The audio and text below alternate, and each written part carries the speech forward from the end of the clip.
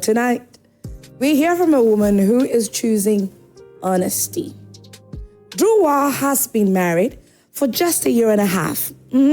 Just a year and a half. Now, she loves her husband, and he knows how she feels. She's not hurt, okay? She's not abused, but she is already tired. Tired of the quiet weight that comes with being a wife. Tired of showing up every single day for something that is much harder than anyone prepared her for. She misses her friends. She misses who she used to be. She misses the freedom of simply living. And now, she's asking herself the question many are afraid to say out loud. Is something wrong with her marriage? Or is this just the part of marriage nobody talks about? A beautiful evening to you all. Good evening once more. This is Let's Talk, your number one relationship show to ever hit your screens. This is the platform where you get to share your relationship issues. You confide in us, you share your relationship issues with us, and we bring you possible solutions. Because guess what? We bring the able persons, the right panelists to sit on your matter and bring you possible solutions. And we're always very excited to be gracing your screens each and every Tuesday right here on Joy Prime. My name is Esther Assana, and I am your host for Let's Talk. My panelists are seated wonderfully, and I'm just brightening up with smiles because I'm excited to see them this evening, and I'm elated, super elated to have them once more right here on Let's Talk. At this point, I want to say that please get ready to be highly interactive with us on all our social media platforms. On Facebook, it is Joy Prime TV. We are also live on YouTube at Joy Prime TV Live. And our WhatsApp number is 055-157-5757. So please keep the messages coming in. And a little later, we are going to open the phone line so you call in and share your thoughts with us. And so joining us this evening, I always say that I love to be gender biased when it comes to introducing my panelists for my show. So allow me to introduce my woman first. She's in the person of Esther Assana. She's a relationship and marriage counselor. I think we had you about 2 weeks ago, right? Yes, 2 weeks ago. 2 weeks ago, yes. And you give us basketball. Right. Tonight is going to be another basketball. Same. I love the energy that is coming in already. Good to have you once more. Same here. Thank you so much for good. being. Thank you very much. It's Ghana month, so yeah, I decided to wear something African. Huge thank you to Obasima Fashion House for putting my really outfit together, by the way. Thank you very much. And yes, we call him the father of every single person right here at Multimedia, Reverend Daniel Annan. He's also a marriage and relationship counselor. He's a man of God, a powerful man of God. I have to add the powerful, and Rev. He shock you. I shock. The way you were saying the behind it. Yes, he's a powerful man of God, and he's one of the most supportive men of God I have ever met. And I'm so glad to have known you, Reverend Daniel. Thank you for always. Anytime we call on you, you are here. Sure. So thank you too. We are serving. Yeah. I prefer to be called servant than to be called man of God. Servant. Okay. Our problems with the word man of God and how it's portrayed in our system. The understanding of who a man of God is. So if you're not careful, it becomes like you lord it over people. Right. Don't you know I'm a man of God? And I've not heard anybody say, don't you know I'm a servant of God? Okay. So I prefer to The term serving is humbling. Yes. Okay. In fact, with all that anybody will call me, right, I want to be called a pastor. That's all. Ladies and gentlemen, I have seated with me Reverend Daniel Annan, who is a pastor. Is that? Thank you. Okay. Thank you also. Right, and so it's time for us to listen to the audio that Dhruwa sent us a few days ago, narrating that although she's been married for just a year and a half, she's tired. She feels exhausted in the marriage because what she used to do before she got married, she's unable to do them as a married woman. Take a listen. My name is Joa. My husband knows I'm making this voice note, so I will not hide. We've been married for almost 2 years now, and I thought I understood what marriage was before I said I do. But I don't. Okay, I thought, marriage was about love. I thought it was the butterflies and the deep conversations, the way he looked at me, the way I made him feel.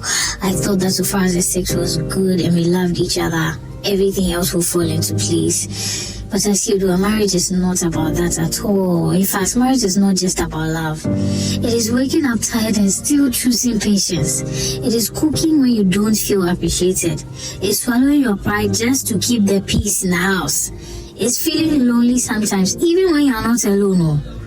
I didn't know marriage would stress me like this. I didn't know it would stretch me like this. I didn't know all this about myself, and honestly, it has exposed my fears, my insecurities, my need to be reassured. It has shown me that, love is not just about being cherished. Okay, it's about giving, forgiving, staying committed even when it feels hard. And before I thought I got married, I thought, love will carry us through all this. I thought, Charlie, as you do, I'm tired. Now, I miss hanging out with friends. I miss having me time. I miss having slow evenings and doing things at my pace. And it's not that I have problems with my husband. We are good. We don't have any problems. But I don't know if the way I am feeling right now is normal, because it's like I have sold my freedom. What is all this? Marriage is too much work. Abba, I don't know, but I'm still learning what it truly means to be a wife and how to carry on. And I'm confused. I want to know if the way I'm feeling is normal or if this in itself is a problem. The feeling of having sold your freedom or your will, something.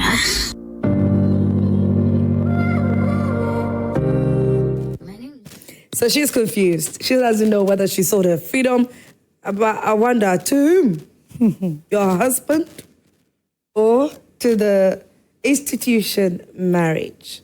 We are here to help Dhruwa.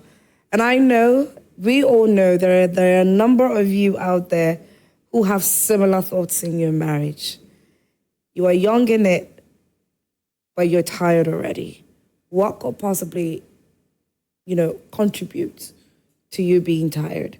I first want to ask the overview or the initial thoughts that my panel is having concerning this particular case. Then we delve into the matter. So make sure that you hop onto our WhatsApp page, which is 0551575757, and start sending in your messages. Or our Facebook page, Joy Prime TV. Reverend.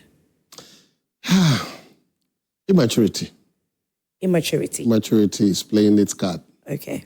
You see, when the purpose of something is lost, abuse is always inevitable. So when you ask the question, why did she get married to? Yes. Yeah, so why did he get married to that person? Right. So questions will be asked. And did he have proper understanding of what the marriage is about and on what pillars? Every marriage must stand on certain pillars. The God factor, the vision purpose factor, the communion factor, the communication factor, and the joy factor. It must rest on certain pillars. So when we come to the God factor, that's where the institution of marriage comes. That's where we understand the roles of women and roles of men and what we need to do to bring that which we expect. And two, you marry because there's a purpose. What's the goal? Why did you choose that person? I mean, you don't choose by picking. Right. You choose by purpose. Because So the next question, the question that popped up immediately in mind is, do they even know what their purpose is? That's the thing. Do you personally know what your purpose is? That's the thing. So, I mean, if you don't know what you are up for, yes, you would definitely choose the wrong partner and then you crash. Simple. It's as simple as that. Because, Drew, my darling, I know you're listening, but pardon us to butcher you small because we want to face facts, face realities. So we are going to be a bit harder on you, so kindly pardon us. But it's all love. Obviously, I don't know, but I wonder if she personally has found her purpose. It's very problematical. A lot of people are married because they think they are too old. Mm-hmm. People are married because of peer pressure from friends. Everybody's Yes, everybody's married. I'm alone there. And people are married because of financial reasons. And people are married because of what they see on social media and those things. So they form an opinion. Whether that opinion is very genuine, it's problematic. Yeah. What do you want in life? What are you living for? And what do you want to be remembered for? Mm-hmm. You have to, these are critical questions. It's about life. So when you fail to identify this purpose, then all the rest will be dancing around. And when you are able to identify the purpose, then it's what he said, not only I do, to have and to hold. Okay. Mm-hmm. Okay. You see, when you have the marriage vows, we say to have. Yes. Then you hold it. Hold onto it. Yes. So what are you having and what are you holding? Okay. That it doesn't break. And what is the content of what you are holding? Mm-hmm. So it doesn't break. So these are critical questions we need to have. People just only say that because it's rhetorical to have and to hold, to that do it, but then we just, I mean that's the norm. Society, that's the norm. That's what everybody says at their weddings. Is the cup of blessing that you are holding, or a cup of bitterness or sorrow? What are you holding? There are some people on their marriage, the day of marriage, they weep. Not tears of joy. No. It's something else. Tears of what? Coming to realization. No, not realization of pain. Where I'm from, so he has committed an error. So you see that the person is crying within. But it's too late. So the cup that he's having is a cup of sorrow. So you see, whatever it is, when I have it, I know I can prepare it, transform it. Cups are made of different vessels. It could be gold, it could be silver, it could be glass, it could be wood, it could be clay, earthenware. But when you clean it up, it becomes beautiful. It becomes admirable. Yeah. No marriage is sacrosanct. Mm-hmm. We are all work in progress. Yeah. Right. God took dust, breathed into dust, and the dust became a living soul. Remember, you are dust. So let's take the mud. Let us form it. Let's allow Spirit of God enter into dust. Then transformation will come. When you look at people who work with their handworks on dust or clay, it goes through a process. There'll be stones in it, there'll be debris in it, they'll be taking it, they'll mold it, it's not nice, they destroy it. Let's understand that marriage is a process. So she's got to the first process. That's when you begin to have, my expectations. Exactly. What they are clashing. So the melting pot issue, there's something we call melting pot. You have to allow it to merge. So does he understand that? Other than that, you complain about everything. Okay. I want... Just to add to what Rev is saying, and you asked the question, let's say a typical example, right. Okay, like you're going to Tema, and the man is also going to Kaswa from, say, Accra Mall. You are heading towards the right. Mm-hmm. The man is heading towards the back. Mm-hmm. How are you going to meet? Mm-hmm. It is never possible. Never. You will never come to a conclusion because, I mean, you're going... Opposite directions. So there's no way you're going to come together to work at something, to make it work. She said something in the audio that she sent that she was hoping, she believed that marriage would be all love. When I heard that bit, I giggled. I giggled because unbelievable. Who lied to her? But then That's not really the problem. The problem is, could there be a possibility that maybe during courtship, during knowing me, knowing you, the man might have put her in a certain position that made her have a fairy tale kind of future? Okay, so I mean, when you courting, okay, definitely you see red flags. But like Rev said, sometimes because of peer pressure, all my friends are getting married. They are giving birth. I'm going. So I also have to, even if I see the red flag, I need to, just put a glance at it and then move on. No, you see all these things, but we just let it go, thinking we will work at it in marriage. But my dear, it's never possible. You can never change anybody unless they want to change themselves. No one person can change the other unless, of course, they want to change. You cannot force anybody to change. Okay, so probably the guy, faked before, just to get her to marry her. Okay. But then after the marriage, I've gotten you. Reality hits. Reality hits you. Yeah. I remember a friend said that, before they married, he was always opening the car door for the wife. But when they got married, he stopped. I'm like, why did you stop? He said, I've gotten her already. So why should I stop? As subtle and as little and trivial this may seem, a lot of women take it very personal. Actions like this. Yes. You opening the door for her. You are going into the house, you open the door for her. You see her holding her bag. You she expects you to, take her bag for her. When you go out for a date, she expects you to pull out the chair for her to sit and make sure she's comfortable before you go over to sit on your seat. But you see, they would use the excuse, some men would use the excuse of we are Africans, we are Ghanaians, we are entertainers. You see, don't expect anything. Your expectations don't lead us to, a lot of things. Do not expect anything from him. We have high expectations. Okay, so when we enter into the marriage and the man or the woman doesn't do that, then we get disappointed. We are a work in progress. Everyone, we all have backgrounds you are coming from. Okay, probably my background, we used to sit on the dining table to eat together as a family. But my husband, their family sit on the floor and they eat. So when we enter into marriage and I see this, I'm like, what is happening? Okay. Yeah. When he also sees me, that prim and prom, he's like, what is happening to you, lady?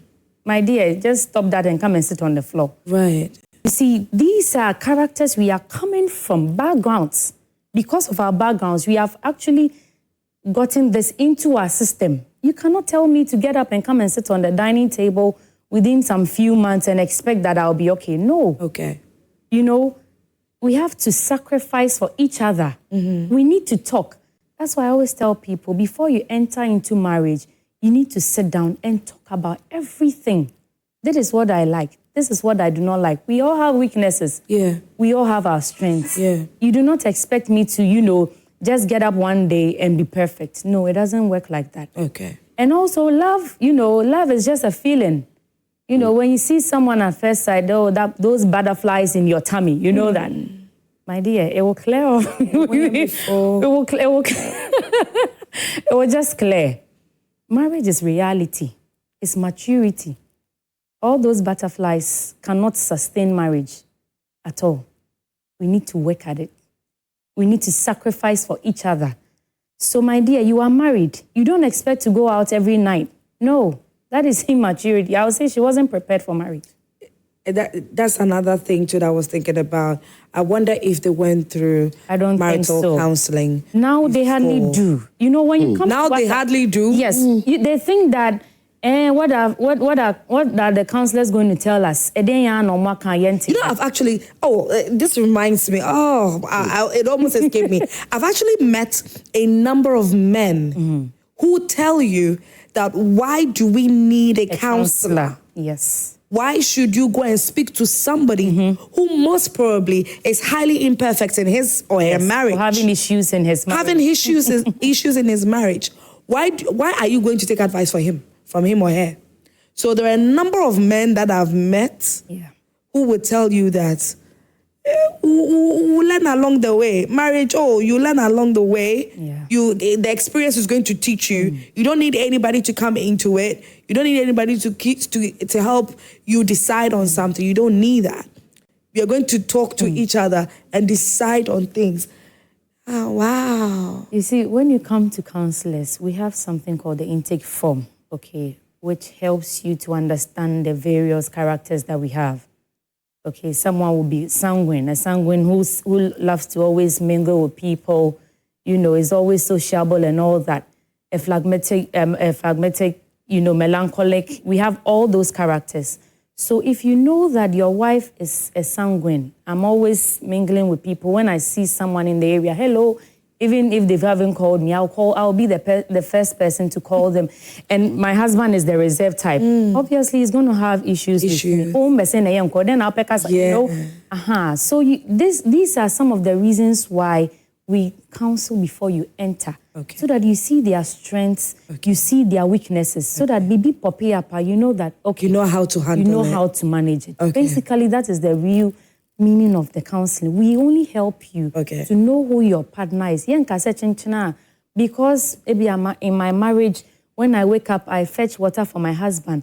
I give him socks. I give him food. I feed him. I give him feeding bottle and give him breast milk and all that. To you to go and do same in your marriage. No, it doesn't work like that.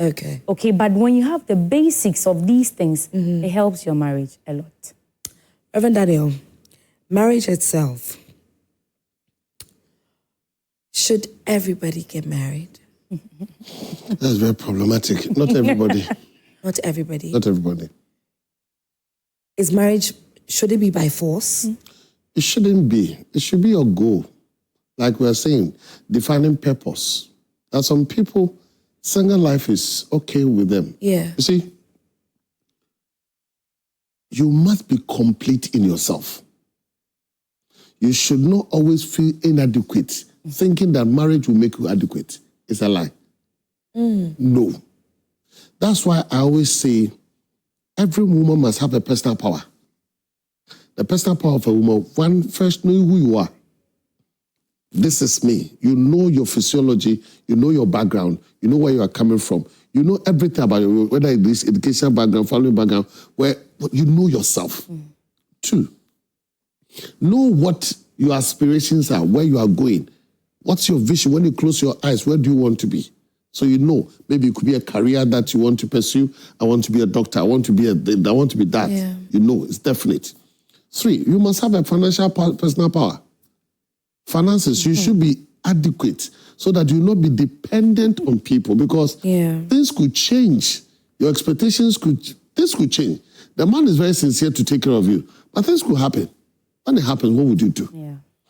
Number 4, you must have a character power. That character. I mean, I always say that when you marry, you see the person that you want to marry, but that which you live with is what is behind.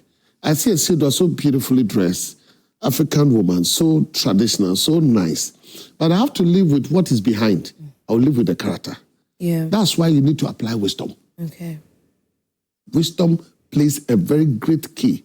So you must know that this person, this character, this habit, this and that. So you must have that personal power. I know that you have a personal power in terms of interpersonal relationship. You see, there are some people, they don't know how even to relate with people. How would you marry? Because it's family and family. And you always want to be exclusively yourself. It cannot happen. There are some people, even when they marry, they want to hide themselves from their husbands. Because that's how they have lived. So when even a husband wants to enter, it has to be, to be a bargain. And you have seen that before. No. Because the way you are saying, so as if you have been in experience before. So that is it, because that's how that person has lived. So why shouldn't that person build that power that you have to know how to relate? Reverend, what is the purpose for marriage? You see, first of all, marriage is ordained by God, an ideal of God. One is an idea of God, an ideal of God. Two things. It's God's idea and God's ideal. Okay. The purpose of God for marriage was that God will manifest himself through us. That is his ultimate purpose of dominion. And everything about God will be established. So in essence, marriage is supposed to reflect who God is and the glory thereof. So God is love. Whatever it is, God created it in us so that we manifest it. Then we take care of God's estate, that his glory will be manifested to us.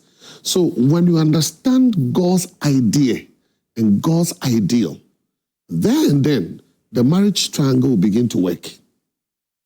Every marriage must have a marriage triangle. God at the top, and you at the laterals. Exactly. So whatever it is, reference to God. One thing that we got married, we did, it was intentional and deliberate, is that we always pray together. So getting to 32 years, we have been praying together. Sometimes we fight. That's beautiful. Oh yeah, we fight. But we have to settle and pray. We will have to settle the case. Wow. And we call it Eno Brebre. You call it what? Eno Brebre. Eno Brebre. Oh. Plemo will be. I don't understand. Gas say Plemo will be. Okay. You will find Tokwama. So sometimes, I'm sorry. Eno Brebre. You go. So you settle it, and we have done it intentionally up until now. And that's how we have coached our children. My children never leave home or do, even when they are going to Baba, I'll pray. What? Yes. You need to be intentional and deliberate about certain things, because I respect the marriage triangle. God is the center. I don't take anything for granted. So you must understand that when you have that and that ideal, then you'll be able to submit to the authority of the Bible. Then not common sense. Because there are commonsensical things that are going on now than the principles of the Bible. For instance, submission. Oh, it's a big problem. Big issue. Submission now? It's a very big It's a huge problem. Beijing conference is telling us otherwise. Feminists. So you have people rather resorting to common sense than Bible sense. One thing the beautiful thing I love to do always is that when we are shopping, I'll be holding the things. So you personally enjoy doing that? Yes. I would never let her carry anything. Never. She will know it. I will never. You will not carry. I will carry. So what you intend your marriage to be, that's why wisdom comes in. You work towards it. Marriage is work. It's work, and work. I want Esther to come in on this bit in the sense that she says that she misses her previous life. She misses her old life. Yeah. I don't know if her husband is holding her by the neck, is holding her on chokehold. Yeah. That I don't want you to go anywhere. I don't want you to hang out with your friends. I don't know the situation at home. Yeah. But the audio that she said, it's like because of marriage, she's unable to be herself. She's unable to be with friends when she wants to, and possibly live a very good, carefree life. So you can't marry and have all that. No. You can't marry and leave your home and be gallivanting all over town, going to the club every night with ladies, with guys. No, you should appear and behave like a married woman. Even when your husband is okay with it? If your husband is okay with it, yeah, it's him. I mean, it's you and him. If it's not going to cause any problem. I know of married couples that actually go out together. Okay. That is on a different ball game. But you cannot leave your husband and go out. And then, I mean, especially when he doesn't want you to go out. Okay. That means you are only creating chaos for your marriage. Like Rev said, a woman is supposed to submit to the husband. The Bible says that Christ is the head of the church. Husbands are also the head of what? The home. You cannot disobey your husband. No, you have to submit. It doesn't matter who you are as a woman. in this day and age where the women are feeling doesn't like matter who you are. Co-equals with the man. We can what the never man can be do, co-equal women with can the man. do, and even better. No way. No way, it's never true. It's a lie. Oh, by the way, just to put out there, me, I do not concur to such things. No. I want to live a baby girl life. Thumbs up. Yeah, thank you. Thumbs up. I do not, I don't want to be equal with any man. You can never be I want to enjoy Reverend, I want to enjoy being a woman. I want to enjoy being a female. I want to enjoy being a baby girl. We are women. The Bible says that we are, we were created last. Yeah. A man we are was God's laid last down. baby. Last baby. Yes. I was saying, there. We are, how do you catch me? Yes. Right? You can never be equal to a man. It is never true.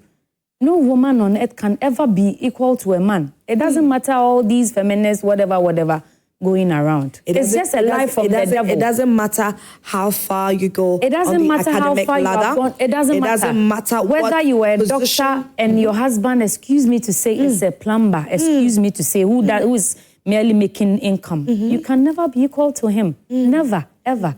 That's not what the Bible teaches us. Women have to calm down. Be calming down. Calm down. No matter what you do, you are a woman. You can never stand and then fight with your husband. Never. We should stop that. So we shouldn't encourage that. It's a lie from the pit of hell. I never subscribe to that. Wherever I sit to talk, I tell women, you can't be like a man. No. That is the authority God has given to them. First, no. And see, they were put on the floor. They were put there first to take the lead. Put there first. You understand? So in everything, the men are first. Take the lead. It doesn't matter who you are. Right. You were brought from here. Yes. You can never be equal to a man. No. So any woman listening to us, please, you are not a man. You are a woman. And beautifully, God has created you. Beautifully. God has created you. He says that he created us, in his own image, fearfully and wonderfully made. See how women are. Women carry babies. A man cannot carry a baby. At all. The men give us, the power to, you understand, the seed. Anything the man gives to us, we multiply. Yeah. If not for the man, would we have had that? Nope. No, so we should give them their place. You can be, even if, excuse me to say, now your husband is not doing so well in the house, and you are the one taking care of the family. He's still the man. Yeah. He's still the man. That doesn't take anything from him. To be. It's life. Life, it goes in cycles. Sometimes, all these are part of life. Sometimes a man can fall down, literally. But that doesn't make you a man. He has the rod. Excuse me to say. Okay. So women should stop all that. Yeah. If you are going out and your husband says no, my darling, sit down, get home, talk to your husband. Tenasi. You have subscribed to something. Nobody forced you to be there. Yeah. You are married. Yeah. You have the title, Mrs. If he says that, don't go, my dear, don't go. It's not which I'm suspecting is Drew West's case, in the sense that maybe her husband does not agree to her having certain kinds of friends. Maybe he's noticed that your kinds of friends are not going to be good for you, so I don't want you to see them again.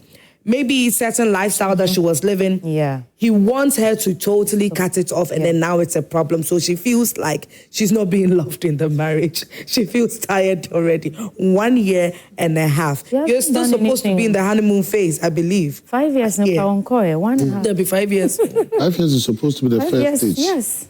So you see, there's a sense of responsibility. You see, when you are married, you must carry a sense of responsibility. You cannot have that luxury of a careless life. No. You are now responsible. Should she have gotten pregnant? Will she opt for those life? No.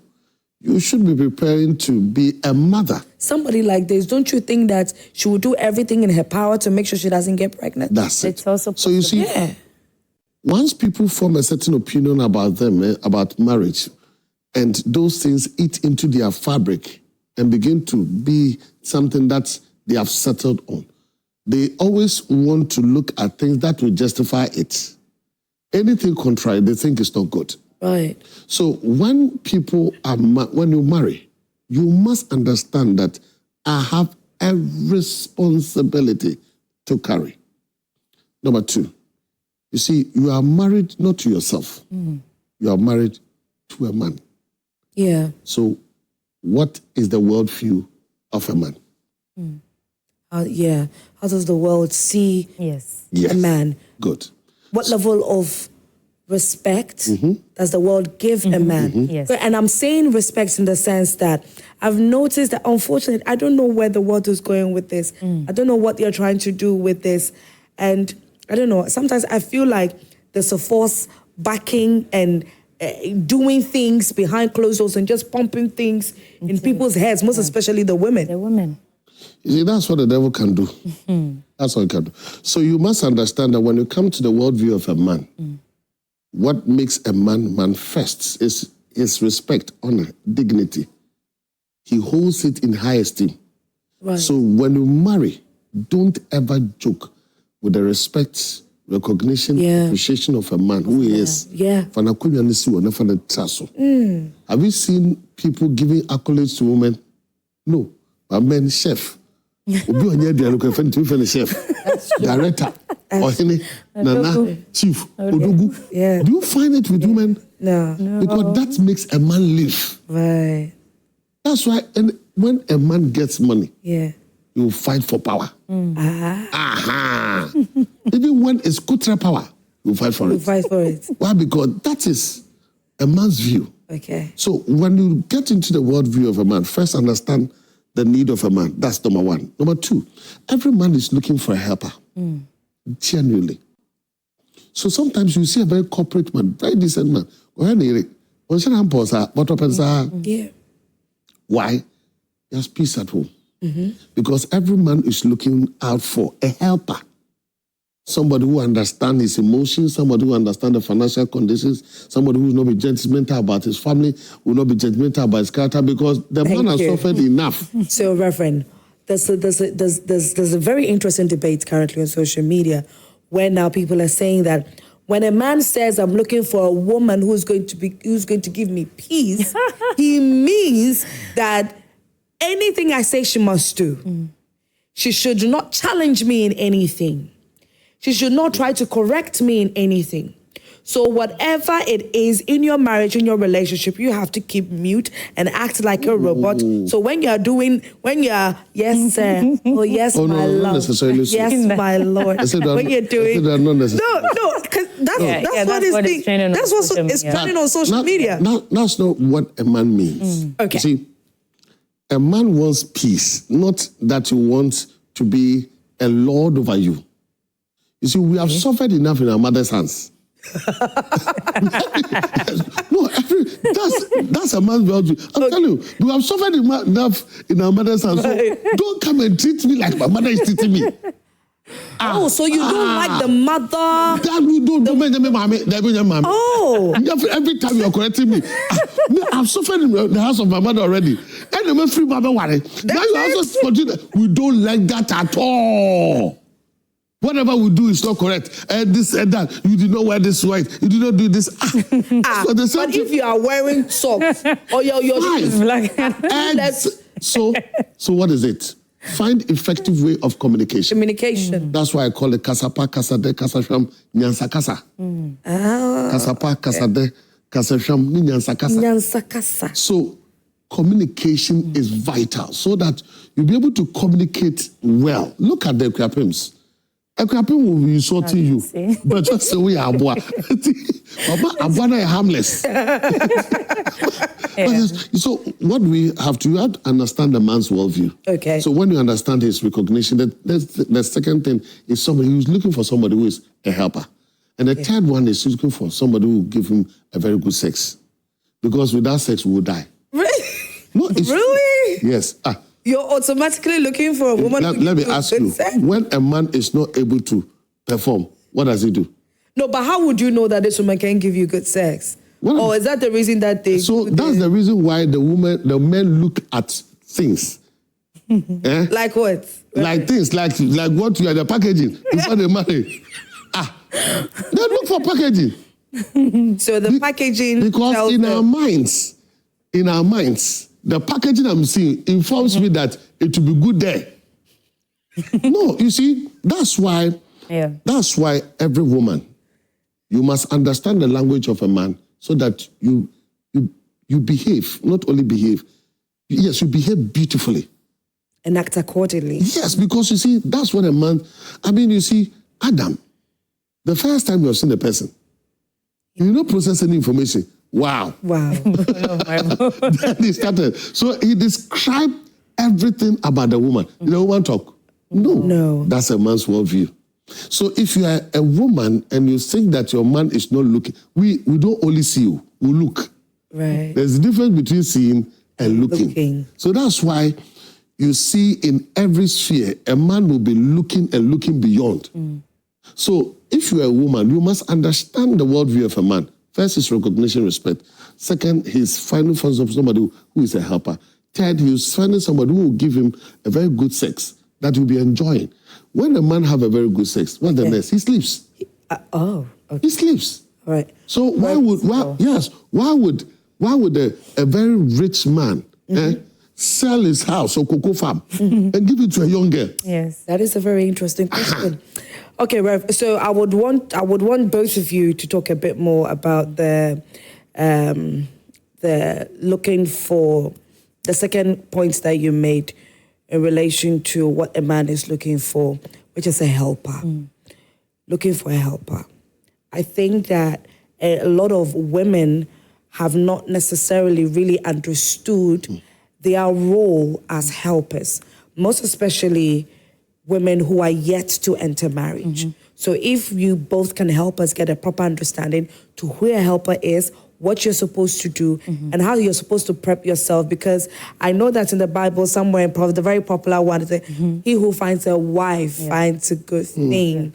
So it means that the man has to see you as a wife first. Yeah.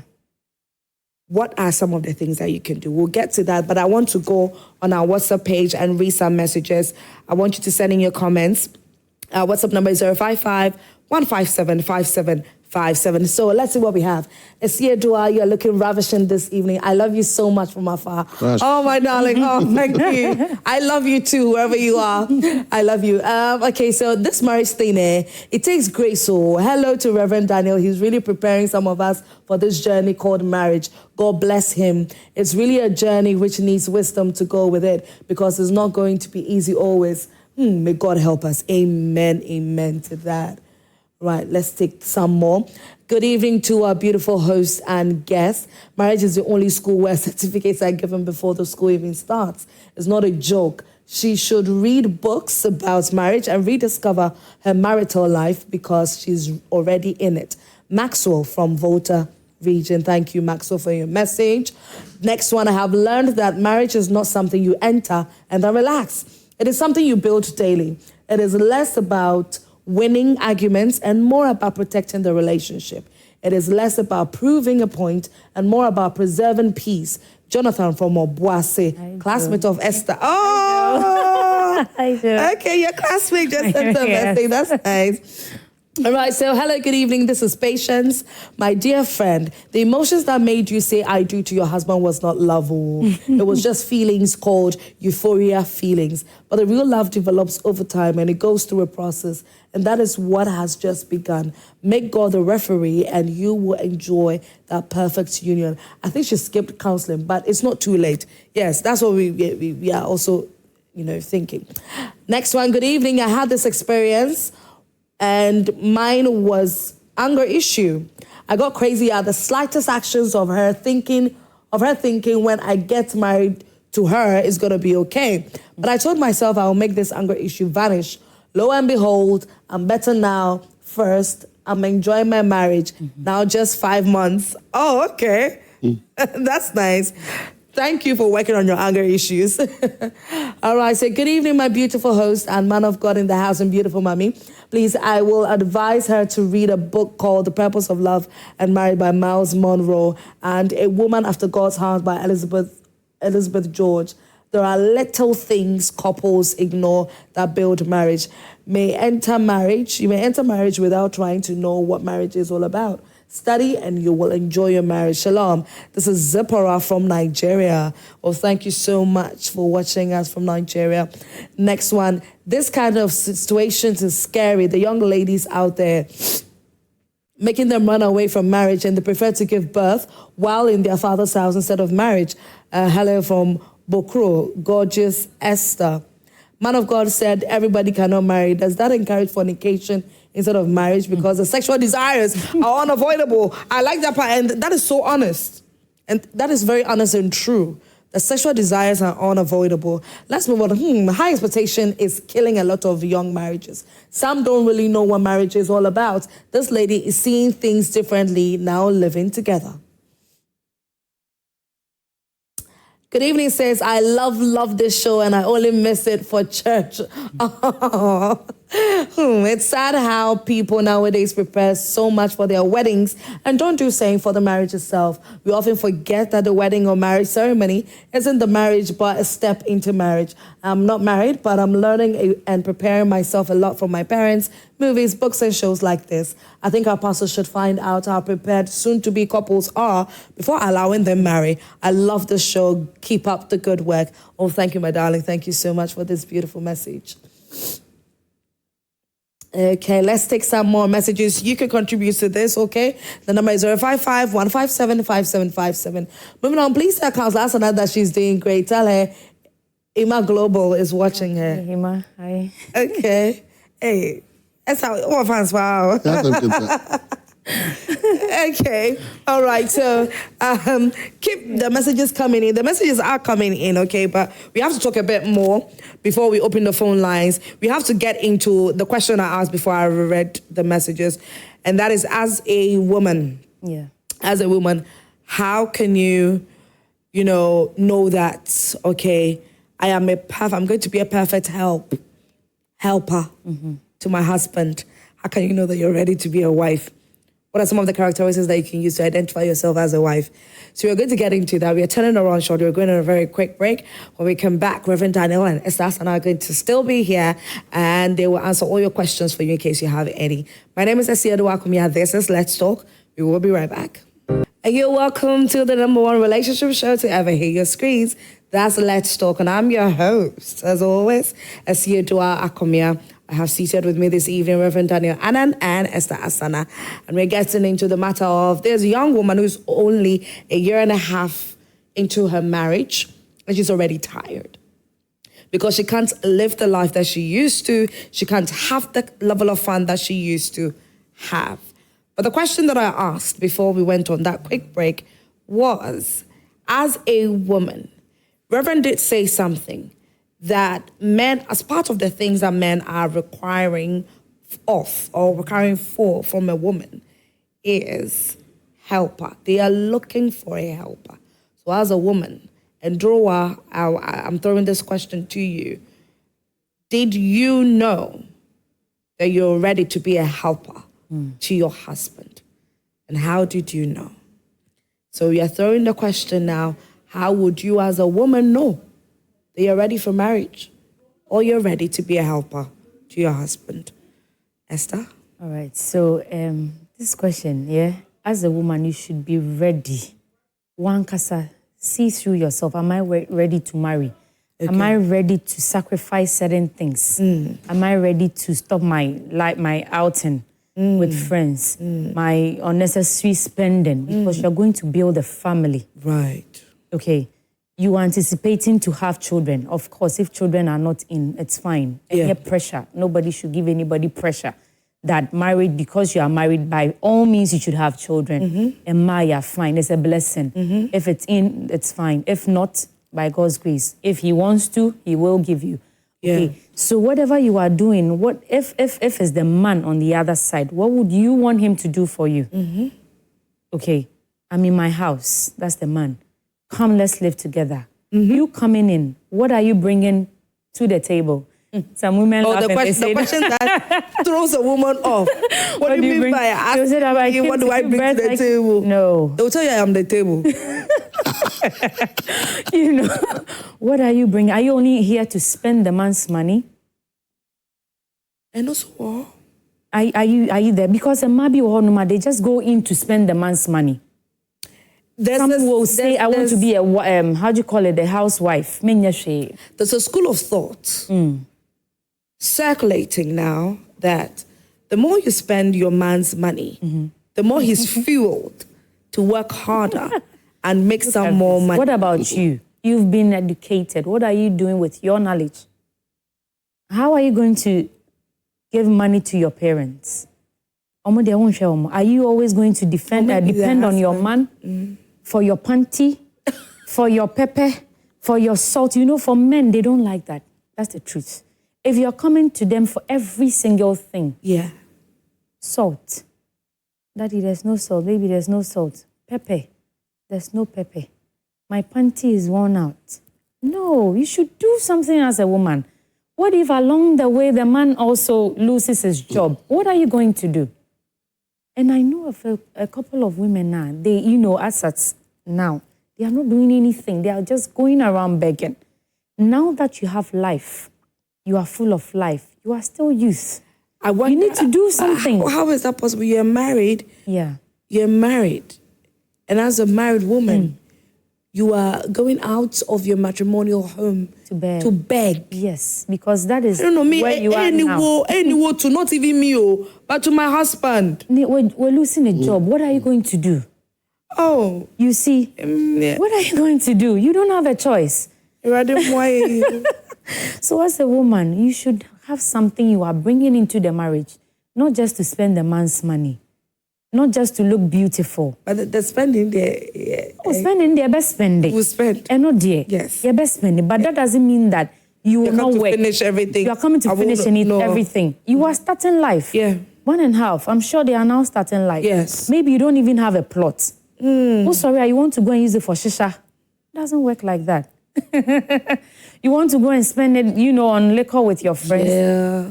Those lives are very expensive, but as a married woman, you can't live that kind of life. Yes. You need to be saving. Yeah. That's why you need to sit down and talk as couples to discuss your finances. It's also very, very important. In the next 2 years, what are we achieving together? Are we getting a company together? Are we bringing things to sell together? Are we building an orphanage home? What is the vision for the marriage? I know a couple, Rabi was my senior in Wesley Girls. Right. And she got married to, she's got a rap now. And she got married to Barry Nikwe. He's an amazing gospel artist. And they're a beautiful couple.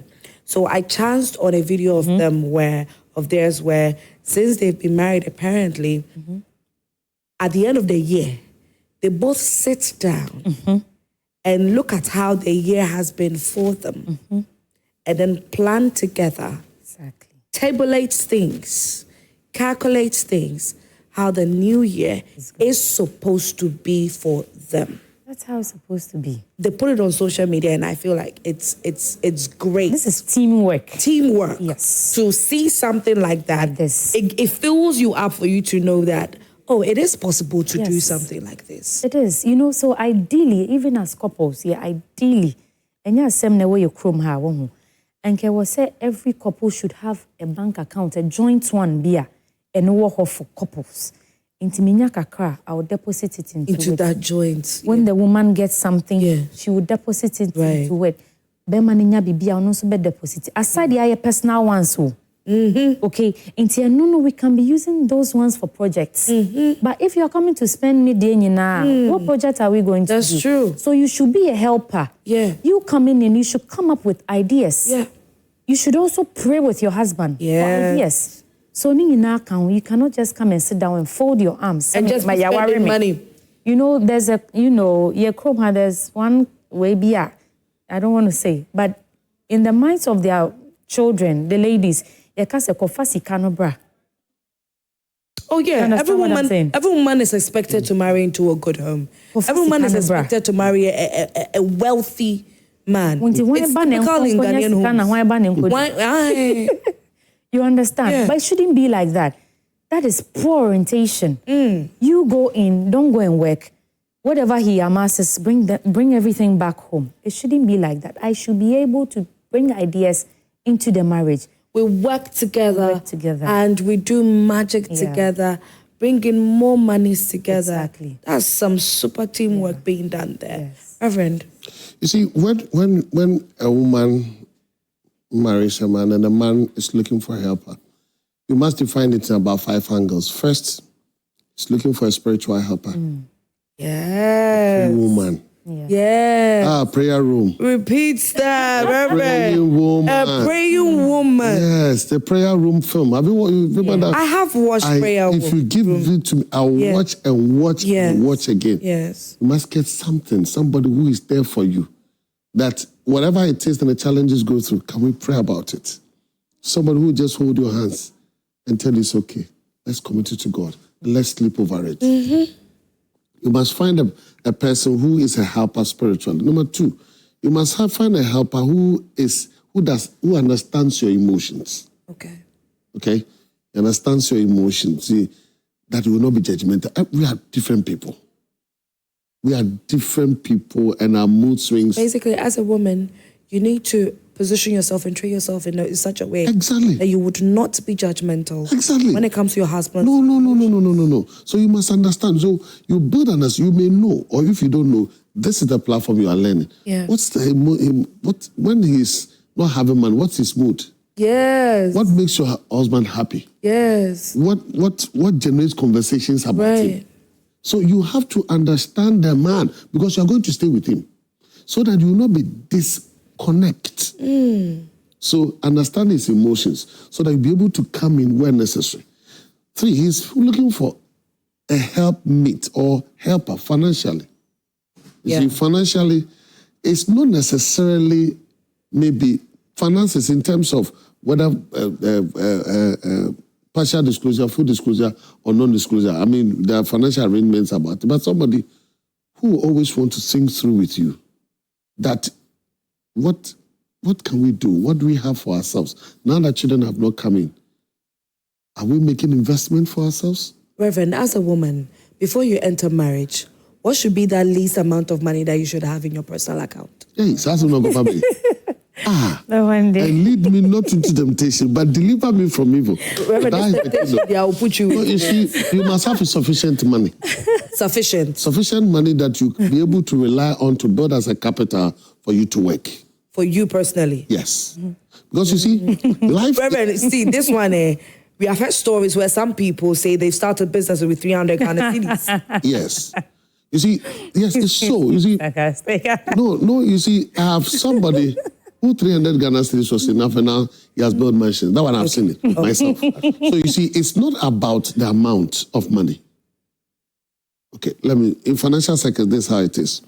Your capacity, if you have somebody whose capacity is $10,000 and you give him $200, he will grow it from $200 to $10,000. That's true. But if the person's capacity is $200 and you give him $10,000, he will reduce it and bring it to $200. So what does it mean? Build your capacity.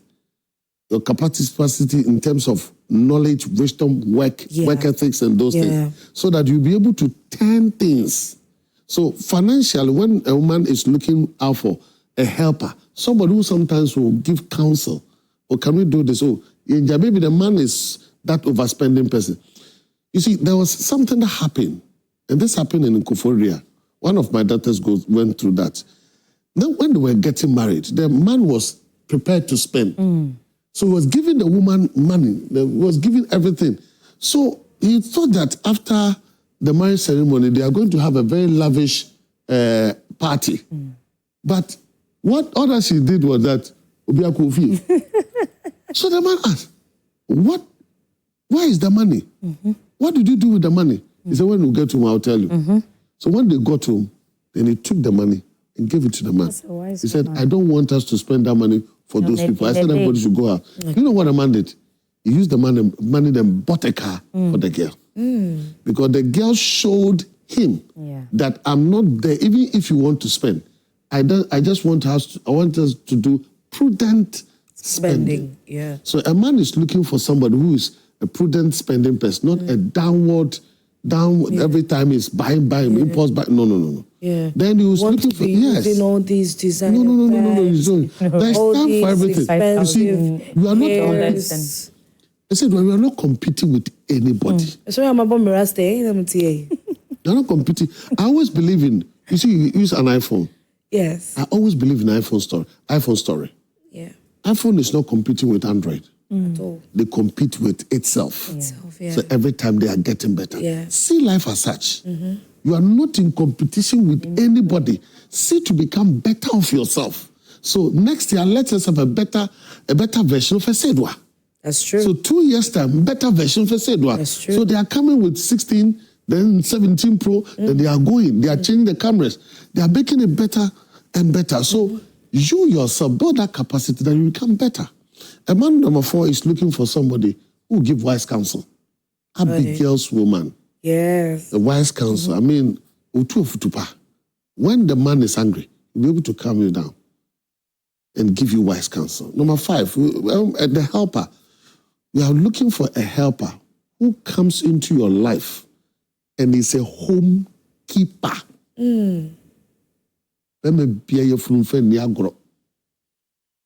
Just imagine your siblings, boys. Sister. If they are giving you fans. That's all. Either something you are giving them something small or the food. Yeah.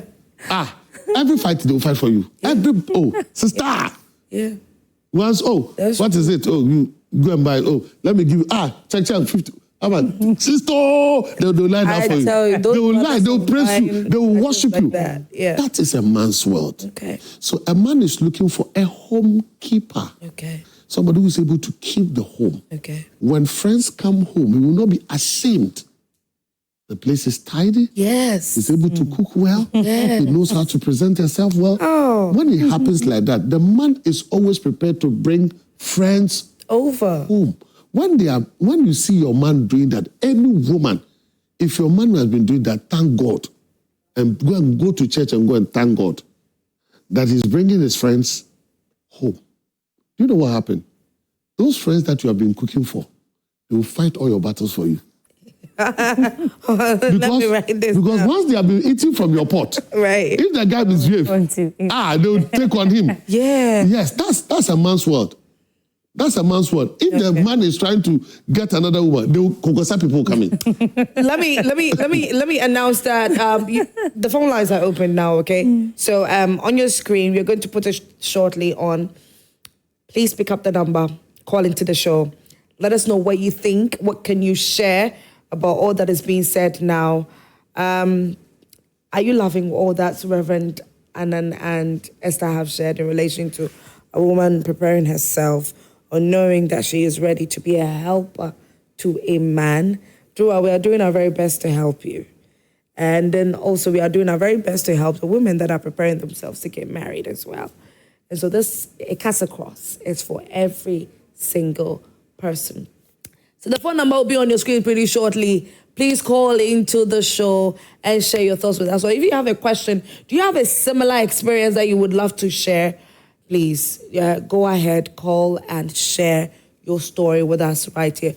Or you have a story that you want us to dissect like this right here on Let's Talk. You can send it to our WhatsApp number 055-157-575. So you can send a voice note or you can text it, but make sure that you add the hashtag Let's Talk so we know that it's from you. It's for Let's Talk. We have our first caller. Good evening, Dominic. Yes, good evening.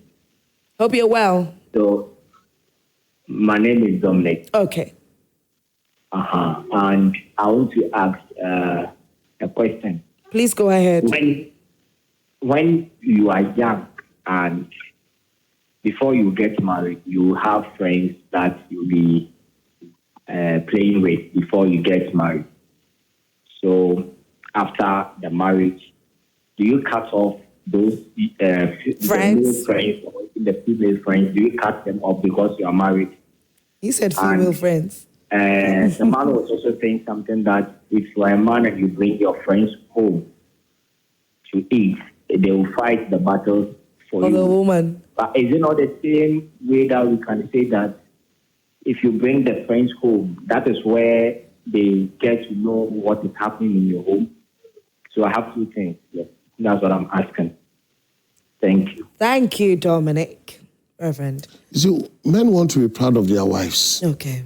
So when men meet, they want to boast about who the wife is. Okay. My wife is a good cook. My wife is this. My wife is that. So the men will want to see, oh, is it true? When they come and they find what they have been told and they settle with them. You see, the reason why I'm saying that when they come your home, it means you get to know your husband better. Because show me your friend and I will tell your character. Yes. Number two, when he's bringing them home, then he's finding comfort in the home. Because your home is paramount. Your safe haven. Your safe haven. So make sure that is it's not that every time they will be coming. Yes. No, let's think that every time they are coming. No. But you have created, the woman has created an environment, an atmosphere that people can easily come home and have that enjoyment and go back. Okay. Now his first question, he was asking about, and Esther, I'll come to you on that as well. After marriage, do you cut off your friends, most especially of the opposite sex? You see, there's some preference. They are endangered species. So you need to apply wisdom. Okay. You need to seriously apply wisdom because some of them, they are very jealous about what you have. Okay. Some of, so they are like that. They are don't care people. There are some people, they are sacrifice. There are some who are parasite. There are some who are commensals. Whatever it is, find your space and know that this person, automatically, I have to say, hey. Because other than that, some people, they will cause you problems. Okay. So apply wisdom in the choices and decision of who to come closer to you. Now, you are married. Yes. To add up, there are certain people who are always asking you the nitty-gritties of your life. So wanting to know what's going on. What did your husband buy you for Valentine's Day? How much did he give to you today? Yeah. Those kind of people you need, as a woman. Watch out. We're talking as ladies, you need to watch out. They want to find out, even, excuse me to say, the style that, you gave to the husband yesterday. In bed. People are that inquisitive. So you should know the kind of people, you are rolling with, and cut them off. Just cut them off. Anybody that is not bringing any positive thing into your marriage, advising you that, no, you have to take your time, have patience. That kind of conversation, you just need to cut them off. It's as simple as that. So you need to pay close attention. You need to pay close attention. Not everybody likes what you have. They don't. They don't. Don't ever think that they are happy for you. No, it's a lie. It's a big lie, whether they are married or not married. So you yourself, what you have been doing with them and the conversations you have been having with them. Yeah. So you know them. You know those who are a snake in the grass. And you know those people who are talking, everything they will talk. They will talk about. You know the parents. So once you know them, please just apply wisdom. Cut them off. Our next caller, good evening, Gifty. Hello, good evening. Hi, how are you? I'm fine, thank you. Okay, talk to us. All right then, please. I want to add that I have a husband. Okay. And I have 3 children. But for now, I'm not doing anything. I even have a newborn baby. But for now, I'm not doing anything. So it's like I'm depending on my husband for now. Right. So he's overspending. And whenever I want to talk about it, he always talk back to me that, am I the one providing for him or something like that? So with a lot of insult. So I want to ask, what am I going to do about that? Because sometimes whenever it happens like that, I feel so bad about myself. Oh. So please, I want to know. Okay. We're here for you, okay? Esther and Reverend Annan are going to answer your question for you.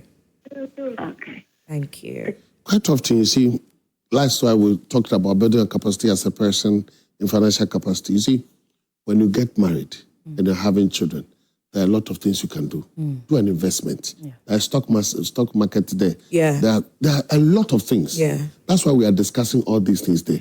Because you see, if stock market is there, and it's very lucrative, that when those who get in the stock exchange, there are some of them that will give you 150% at the end of the year. I don't want to mention such companies because I don't have their right and I will not be doing a PR work for them. But they are there. Or treasury bills, at least. Or find a space that your money that you had will be working for you. So, but her problem is, yes, the man is the one working. Exactly. Maybe before she got married, she was working. Yeah, but because of childbearing. You see, most women, it's a problem with most women. The moment they get married, they collapse their business. Yes. Unfortunately, it's all when they give birth. So they always start afresh after marriage and after giving birth. Yes. And it shouldn't be so. You should allow... We should broaden our thinking. Okay. Rev, I'll let you continue on that because we have to help. We have to help her. We have Solomon on the line. Hi, good evening. Good evening, madam. Kindly talk to Hello. us. Yes, hi. Hello. Hi, I can hear you. Reverend said something and then I'm very touched. Okay. I have a story to share. Please go ahead. My wife, I have a friend who always visits me. Then one day he visited me, and then my wife was doing something, so I picked a prayer for my friend.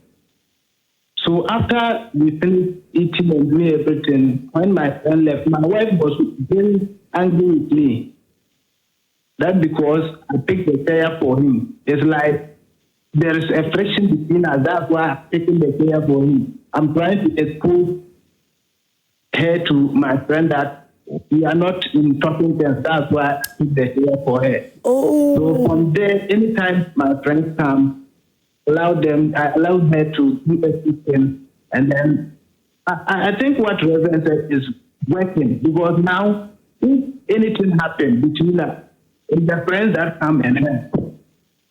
Because they will come in and then say that, oh, don't do this, don't do this. And then I think for now, our marriage is enjoyable. We are I'm happy for you, Solomon. I'm happy. Then it's great that you have a good friend. That's the thing. It's good that you have been able to identify that good friend and you are keeping that good friend. So we are really happy for you. Thank you very much. Thank you so much for sharing your story. So that is a good friend. Yes, that's a good friend. It's not just anybody. Because if the person wasn't a good friend, he would have rather collapsed of marriage. Sharp. Okay, so Rev, we're on to something, the lady's issue. So her problem is her husband is overspending. Yes. So it's like she has no right to tell him to stop. Exactly, because she's not bringing anything. Yes. He's the one putting in everything. So that's the first. The first thing is that we should help the woman that don't collapse your business or don't get bankrupt when you get into marriage or when you give birth. That's one thing. The second thing is that you see there's a way of talking to a man for him to understand. Okay. Effective communication, that's what I said.